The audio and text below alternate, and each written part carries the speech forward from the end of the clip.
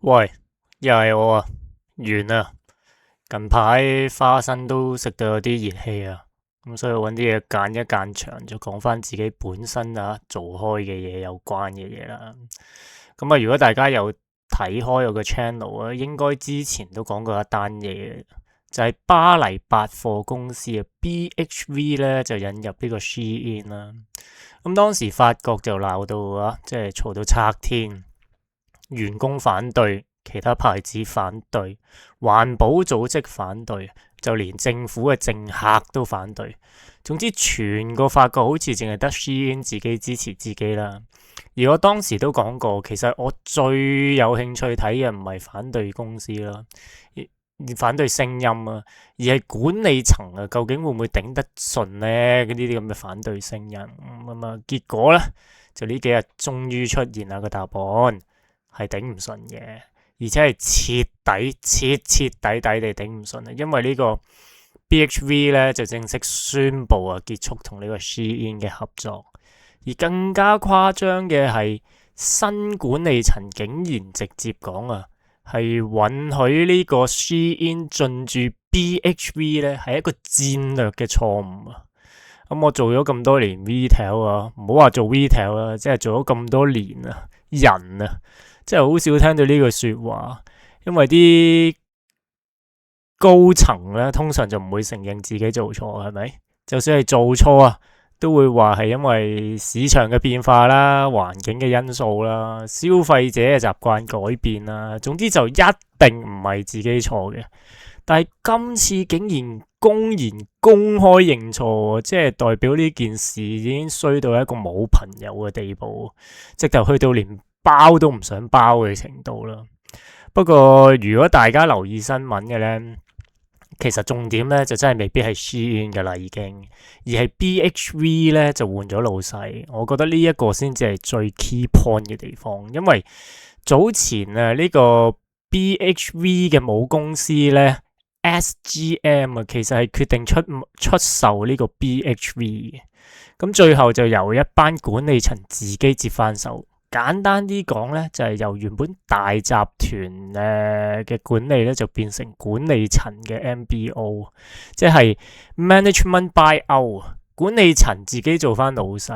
而呢個新老闆一坐正，第一件事係做咩咧？唔係裝修，唔係有咩新嘅 promote， 唔係改咩 logo， 而係即刻同呢個 Shein 分手。其實呢件事係一個好強嘅一個息路，即係呢個新嘅管理層認為咧 BHV 最大嘅問題唔係淨係生意，而係對於自己個 brand 嘅定位。即係作為一個做咗咁多年 retail 嘅人啦，我覺得呢件事係幾有趣，因為其實都應該係列入史冊作為一個 study 嘅 case， 因為佢哋講緊嘅係究竟流量同埋個 brand 嘅 image 價值之間邊一樣重要呢？當初引入 Shein 嗰班管理層呢，其實諗法係完全唔難去理解嘅。Shein 有咩呢？ Shein 有流量，有後生仔，有話題性，有 social media 嘅曝光率。對於百貨公司嚟講呢，其實都係好吸引。尤其是係歐洲傳統近百年嘅百貨公司咧，最近啲生意都唔算特別理想，於是就有人會諗，不如試下引入 Shein 試下呢。結果係點？結果就係客嘅流量冇增加到，而個 brand 嘅 image 都開始衰。大家要知道佢呢種嘅百貨公司賣嘅唔止係淨係貨，而係一個身份嘅認同嚟。即係 Selfridges 有 Selfridges 嘅客 ，Harrods 有 Harrods 嘅客，連卡佛有連卡佛嘅客 ，BHV 都有自己嘅客。但係當你突然將 Shein 擺咗入去咧，就好似將淘寶嘅旗艦店擺咗入去 Harrods 咁樣，未必係即係當然絕對唔犯法嘅，但係總係覺得有啲唔對路咯。而呢個事實亦都證明咗。法國嘅消費者係真係接受唔到嘅，因為據呢個之前嘅報道啦，差唔多有接近成100個嘅 brand 係話要撤出呢個 BHV，其實呢個數字係真係好恐怖，因為百貨公司最重要嘅資產唔係你有幾多層啦，唔係你有咩裝修啦，唔係你有啲乜嘢 promotion， 而係你同啲客嘅關係，有幾多客喺入邊租你嘅鋪位。如果啲 brand 都開始走嘅話咧，其實即係嗰間百貨公司嘅核心個 core 嘅個 value 已經淨係唔係啱啱，而係慢慢咁嘅流失緊。如果覺得最得意嘅地方係咧，今次新嘅管理層咧，其實係冇講 Shein 嘅產品質素有幾差，亦都冇講 Shein 賣得即係生意做得好唔好。佢哋講嘅係另一樣嘢，係個 brand 嘅 image， 係個定位。即係話，就算 Shein 係做到生意啊，一日有成10萬生意又好咩都好，其實真係未必適合呢個 BHV 嘅個 brand 嘅 identity。其實呢個其實好多企業都唔明白嘅事，特別係呢幾年，大家覺得賺到錢嘅 brand 就係啱你噶啦。但係有時你呢啲所謂幫你賺到錢嘅合作夥伴太過成功咧，反而係累到你。即係簡單啲，其實好即係可以講兩個例子俾大家聽。即係你去睇下，如果有一日連卡佛宣布啊引入呢個拼多多喺入邊啊，你估會發生咩啊？係可能真係會有好多 social media 上邊嘅流量，有好多話題。但係你原本買開連卡佛嘅客就會開始懷疑，究竟連卡佛仲係咪連卡佛呢？即係當大家見到我行入去連卡佛嘅時候，會唔會就以為我其實係入去買拼多多嘅嘢呢？即係我個人嘅身份係咪已經 cheap 咗呢？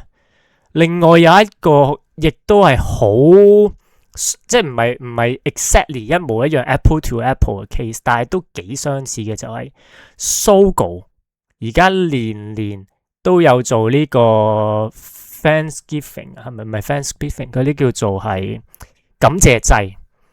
當每一個人都知道你會做感謝祭嘅時候，佢平時咪唔買嘢咯。特別係經濟唔好嘅時候，我點解唔慳翻啲錢等感謝祭嘅時候一齊買呢？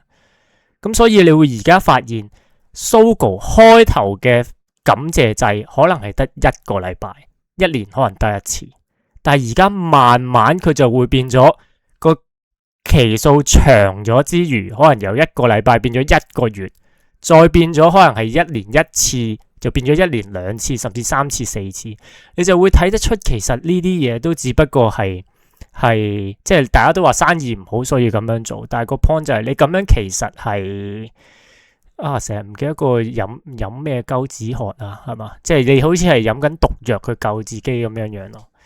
咁所以我覺得今次呢單嘢最值得討論嘅唔係 Shein 嘅失敗咯，而係 BHV 承認自己走錯咗個方向。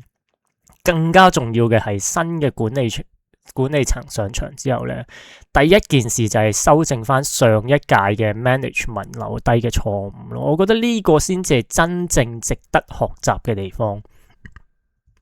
好多公司好多時都係會死撐嘅，係咯，好多公司啊大家明啦，明知錯都唔認，最後搞成點咧？咪就係越錯越深咯。但係呢 BHV 今次做法咧係我係衰咗，咁我咪改咯，我再重新出發咯。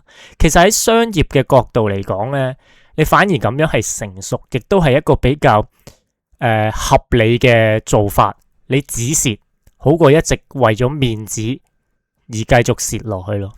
而未來我覺得最值得觀察嘅係，究竟趕走咗 Shein 之後，BHV 究竟可唔可以攞翻之前自己嘅定位啊？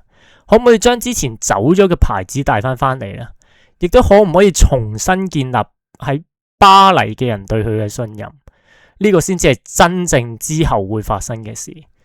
今次呢，我只可以講話而家呢件事只可以係 Season 1嘅結局咯。Season 2點樣 rebuild 翻個 brand image 先至係一件大事。咁去到最後啦，大家又點樣睇呢件事呢？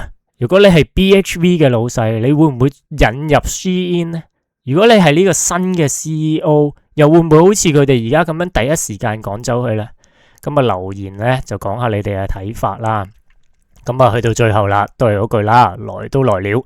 中意呢條 channel 嘅就 like 啦、share 啦、subscribe 啦。唔中意呢條 channel 嘅就 share 俾你仇人，叫佢 like 啦、share 啦、subscribe 啦。